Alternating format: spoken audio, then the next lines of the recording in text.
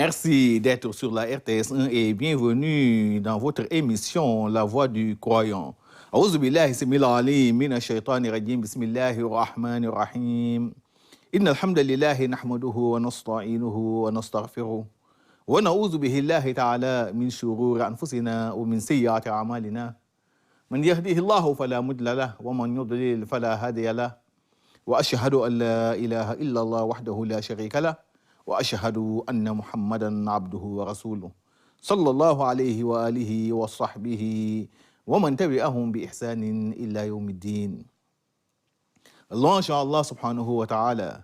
Nous le glorifions, nous lui demandons de l'aide, nous lui demandons également pardon contre le mal de nos péchés. Celui qu'il guide sur la bonne voie, nul ne peut l'égarer, et celui qu'il égare, nul ne peut non plus le guider.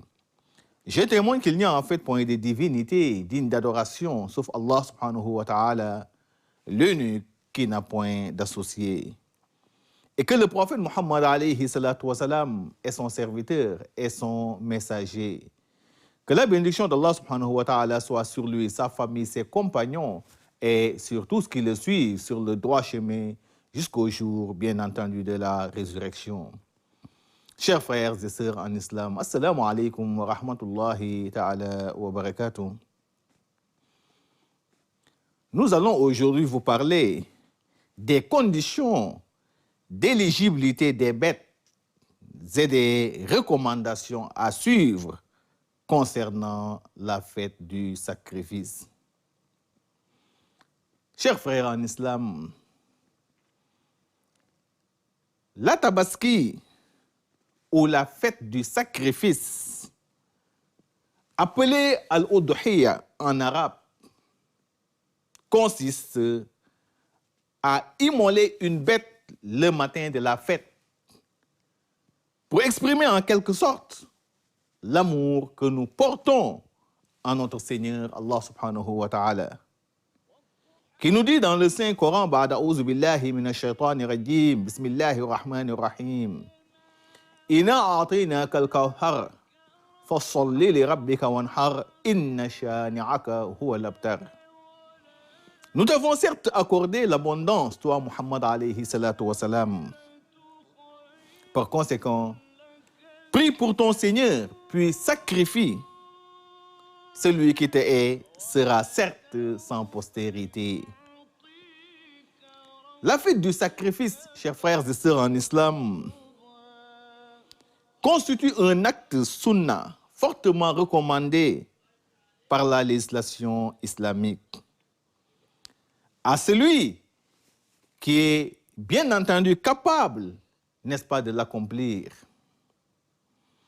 C'est ce que nous dit Ibn Abi Zayd al-Qayrawani dans sa risala.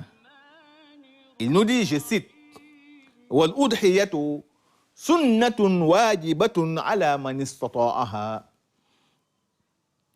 Les sacrifices désignés sous le nom de udhiyya sont des actes purement sunnah pour celui qui peut les accomplir.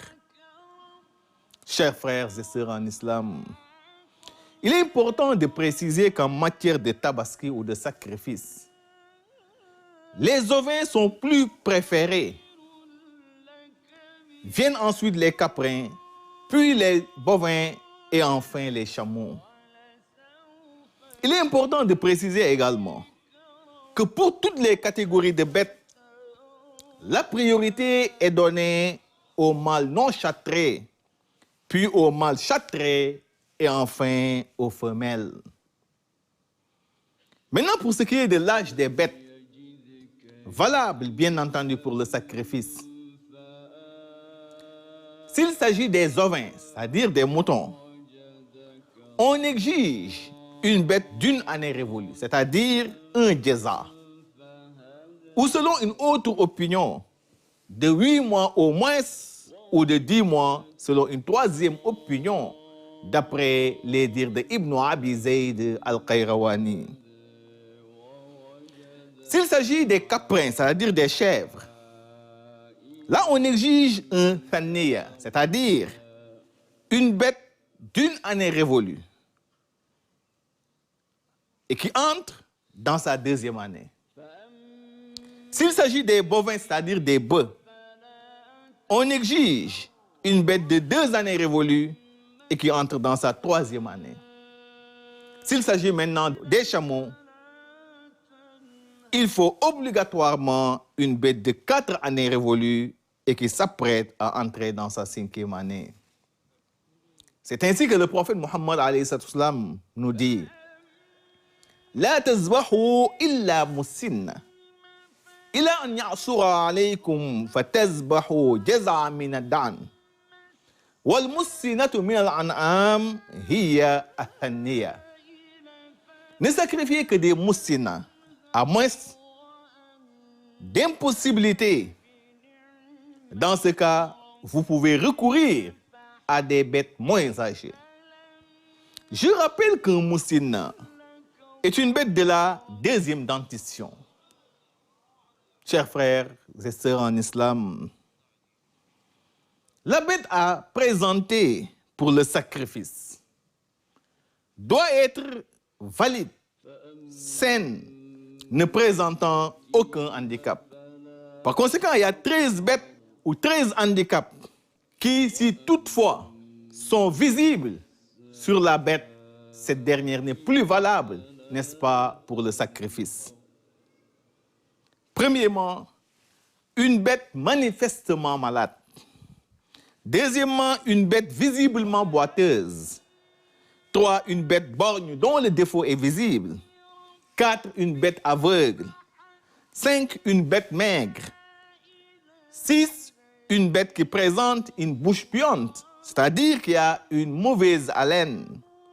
7, une bête qui est incapable de bêler, autrement dit, une bête muette. 8, l'amputé d'une corne. 9, l'amputé d'une oreille. 10, l'amputé d'une queue. Je rappelle ici que pour les cornes, les oreilles et la queue, si c'est plus du tiers qui est amputé, c'est dans ce cas que la bête est invalide. 11, une bête qui traîne d'une diarrhée persistante. 12, une bête issue d'un croisement d'espèces différentes. 13, enfin, une bête qui saigne en abondance au niveau des oreilles, des cornes ou même au niveau de la queue. Voilà les 13 handicaps qui, une fois constatés chez une bête, cette dernière ne pourra plus être présentée en matière de sacrifice. C'est pourquoi le prophète Muhammad alayhi salatu wa salam résume les bêtes qui ne remplissent pas les conditions d'un sacrifice dans ce hadith suivant. Il nous dit Arba'un la tajuzu fil udahi al-awra'u al-bayyinu awraha wal-maridatu al-bayyinu maradaha wal-arja' al-bayyinu dil'uha wal-kasiratu allati la tunaqi yani la naqya fiha ay la mukha fi idhamiha wa hiya al-hadhil al-ajfa. Il nous dit que 4 bêtes ne remplissent pas les conditions d'un sacrifice. La bête borgne, dont le défaut est visible. La bête manifestement malade. La bête visiblement boiteuse. Et la bête éthique. Maintenant, en développant ce hadith, les docteurs de la jurisprudence islamique ont pu déceler, n'est-ce pas, les 13 handicaps suivants. 9 qui sont cités, qui ont été cités tantôt, plus les 4 contenus, n'est-ce pas, dans ce hadith. Chers frères et sœurs en islam, sachez que la meilleure offrande est celle d'un bélier cornu ayant des taches noires autour des yeux et aux pieds, bien entendu. C'est ce genre de bélier que le prophète Muhammad alayhi salam aimait offrir en sacrifice, d'après les propos d'Aïcha radiyallahu anha. Maintenant, pour le moment du sacrifice, autrement dit, le moment préféré pour le sacrifice, yani waqtu zabhi. Il est recommandé, chers frères et sœurs en islam, de sacrifier son bélier le matin de la fête, après que ton imam ait fini de sacrifier, n'est-ce pas, le sien. De ce fait, il est formellement interdit de sacrifier son bélier avant son imam. C'est pourquoi il est vivement conseillé de rester après la prière, d'écouter attentivement le sermon de l'imam et d'attendre qu'il finisse de sacrifier son bélier pour qu'à votre tour, n'est-ce pas, vous immolez le vôtre. Tout musulman qui sacrifie avant son imam, son sacrifice est nul. C'est de la viande seulement qu'il s'offre. Le prophète nous dit, sallallahu alayhi wa sallam, Man zabaha qabla as-salah, fa innama yazbahu li nafsi, wa man zabaha ba'da as-salah, faqad tama nusukuhu wa asaba sunnatul muslimin.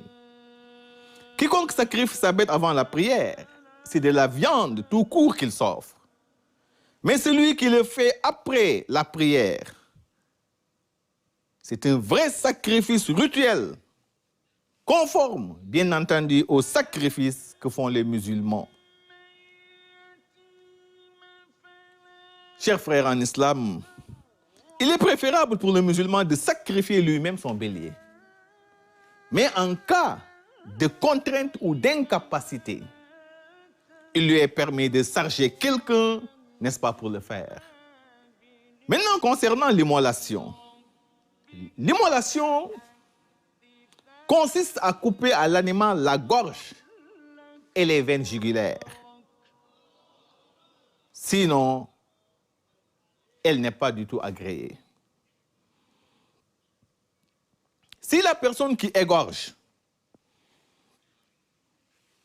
une fois qu'elle a coupé une partie de la gorge ou des veines jugulaires, puis enlève sa main et reprend de nouveau l'opération de l'égorgement, dans ce cas, la chair de l'animal ne serait plus licite pour la consommation. Quant à celui qui a trop exagéré, en coupant complètement la tête de l'animal, par exemple, dans ce cas, on pourra bel et bien consommer la chair de ce dit animal. Mais l'acte est à répugner. Celui qui égorge de par la nuque, ou bien de par le côté de la tête de l'animal, la chair ne sera plus licite. La façon idéale pour l'immolation, c'est de placer la bête en direction de la Kaaba, c'est-à-dire de la Qibla, en l'allongeant sur son côté gauche en prononçant la formule suivante. Bismillah, Allahu Akbar, Allahumma hadha minka walak. Bismillah, Allahu Akbar, Allahumma hadha minka walak. Au nom d'Allah, Allah est grand. C'est toi qui me l'as offert et c'est à toi que je le présente. Si cette formule est oubliée, cela n'entraîne pas l'interdiction de consommer la chair, n'est-ce pas, de l'animal. Mais si l'égorgeur s'est abstenu intentionnellement de prononcer cette formule, là, la chair de la victime ne pourrait plus être consommée car étant illicite. C'est ce que nous dit Allah subhanahu wa ta'ala. A'udhu billahi minash shaitani rajim. Wa la ta'kulu mimma lam yuzkar ismullahi alayhi wa innahu la fisq. Ne mangez pas de ce sur quoi le nom d'Allah n'a pas été prononcé, car ce serait une perversité. Chers frères en islam, il est tout à fait illicite pour un musulman de consommer la viande d'une bête morte, de boire ou de consommer du sang, de consommer la viande d'une bête sacrifiée aux fausses divinités sur laquelle le nom d'Allah n'a pas été du tout prononcé. Allah subhanahu wa ta'ala nous le dit dans le Saint-Coran. Ba'd a'udhu billahi minash shaitani rajim. Hurrimat alaykumul maytatu wa dammu wa lahmul khinzir wa ma uhila li ghayri Allah bih wal munhaniqatu wal mawqudhatu والمتردية والنطيحة وما أكل السبع إلا ما زكيتم وما ذبح على النصب وأن تستقسموا بالأزلام ذلكم فسق. Allah nous dit subhanahu wa ta'ala, vous sont formellement interdits la bête trouvée morte, le sang ou la consommation du sang, la viande du porc, les bêtes immolées pour d'autres divinités qu'Allah subhanahu wa ta'ala, les bêtes étouffées, assommées, mortes à la suite d'une chute ou d'un coup de corne, ou celui qu'un fauve a dévoré, à moins d'avoir été au préalable égorgé à temps. Et les bêtes immolées sur les autels païens, c'est-à-dire les sacrifices destinés, n'est-ce pas, aux fétiches. Tout cela est considéré comme illicite. Zalikum fisq. Par conséquent, les musulmans doivent s'en abstenir. Toujours sur les viandes déclarées illicites. Pour un musulman, bien entendu. Il y a la viande des ânes domestiques, la viande des mulets et des chevaux, qui sont des animaux réservés exclusivement à la monture et non à la consommation. Wal khayla wal biral wal hamir li tarkabuha.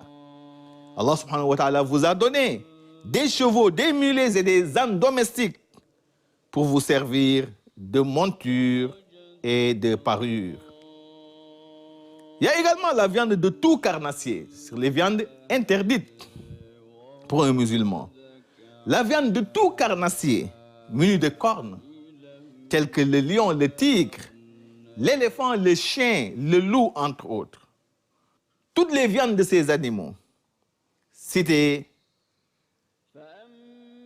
sont considérées comme illicites en islam. Il est illicite également pour un musulman de consommer la viande de tout rapace, tels que les faucons, l'aigle, l'épervier, les hiboux et autres rapaces munis de cerfs. Ibn Abbas radiallahu anhuma nous dit, Naha Rasoul sallallahu alayhi wa sallam an kulli zi nabin min as-siba wa an kulli zi mikhlabin min at-tuyur. Ibn Abbas radiallahu anhuma nous dit que le prophète Muhammad alayhi wa sallam a interdit la viande de tout carnassier ainsi que de tout rapace. Chers frères et sœurs en islam, maintenant pour ce qui est de la viande du sacrifice de la tabaski, il est bon de la partager en 3 parties. Un tiers pour la famille, un tiers distribué en aumône et un tiers offert, n'est-ce pas, aux amis et voisins. Le prophète nous dit, sallallahu alayhi wa sallam, à ce propos, Kullu wa dakhiru wa tasaddaqu. Mangez-en, conservez-en et faites-en l'aumône. Il est permis d'offrir toute la viande du sacrifice, comme il est permis également de n'en rien donner.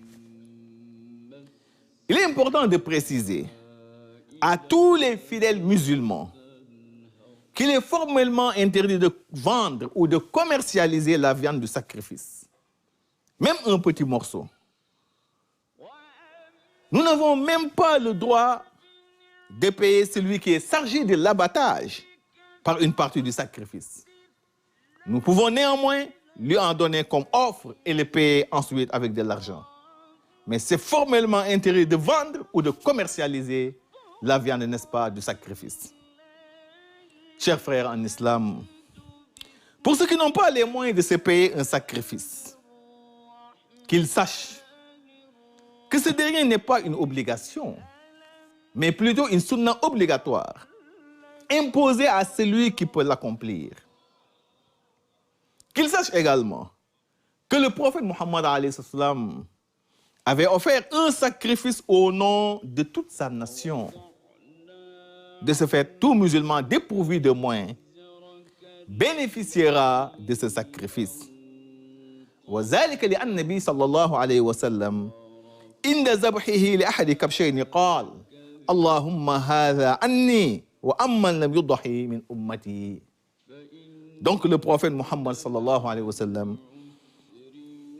avait sacrifié 2 béliers, un pour lui et sa famille, l'autre pour tout musulman de sa nation, dépourvu, bien entendu, de moyens.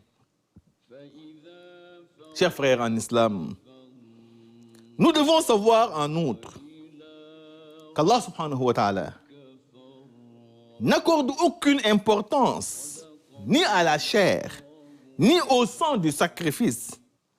Ce qui lui importe, c'est la piété, n'est-ce pas, que nous tirons, n'est-ce pas, de cet acte de dévotion. Allah nous le confirme. لن ينال الله لحومها ولا دماؤها ولكن يناله التقوى منكم. Allah subhanahu wa ta'ala n'accorde d'importance ni à leur chair, ni à leur sang.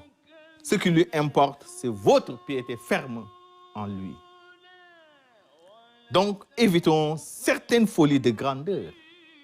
Et cet esprit d'orgueil dominateur que nous constatons, n'est-ce pas, dans notre société, surtout en cette veille de Tabaski, et qui est le fait de se payer des béliers à des sommes exorbitantes, alors que vos proches parents, vos voisins, vos frères musulmans d'à côté n'ont même pas de quoi sacrifier.